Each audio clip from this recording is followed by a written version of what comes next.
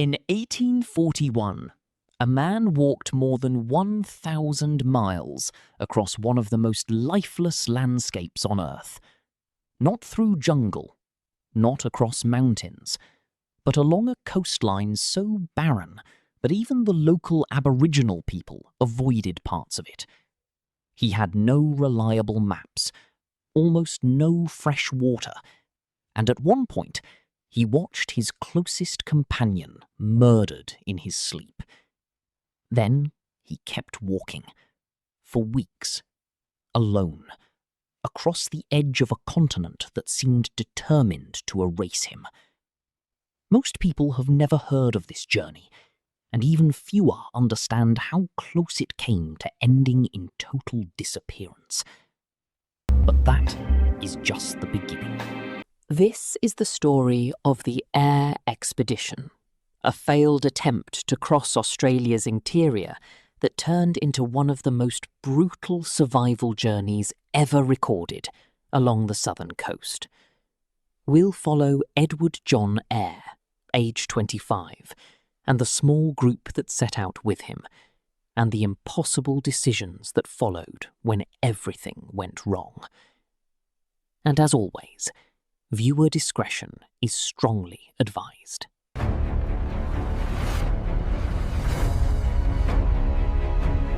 The morning air is cool. It's early. Somewhere along the southern edge of Australia, in late 1840.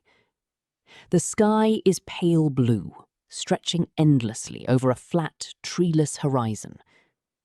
There is no shade, no birdsong, only the quiet crunch of boots against dry earth. Edward John Eyre adjusts the strap of his gear. He is young, just 25. His clothes are worn but practical, heavy fabric, dust-stained, built for endurance rather than comfort. Nearby, John Baxter, age 40, checks supplies with methodical care. He has the steady movements of someone who understands risk and respects it. The camels shift uneasily. Flies gather. The smell of salt hangs faintly in the air, drifting in from the distant Great Australian Bight. Two Aboriginal men, Wylie and another unnamed companion, move quietly near the edge of camp. They speak little. They are watching the land. At this moment, nothing feels urgent. They are simply preparing for another day of walking, another day of slow progress west, another step into a place that looks empty but is anything but forgiving. At first, the journey is difficult, but manageable. They ration water carefully. They follow the coastline.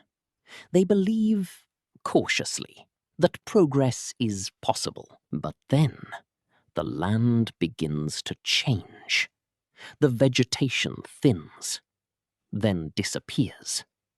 The ground hardens into limestone and salt-crusted earth. Water sources become limited, then restricted, then almost impossible. Eyre begins to realize something is wrong. The maps are incomplete. The terrain is far worse than expected. There are long stretches where no fresh water exists at all. Days pass. The sun burns overhead without interruption. There is no shelter, no relief. Their lips crack. Their tongues swell. But then, the animals begin to fail. Horses weaken first. Camels struggle. Supplies shrink.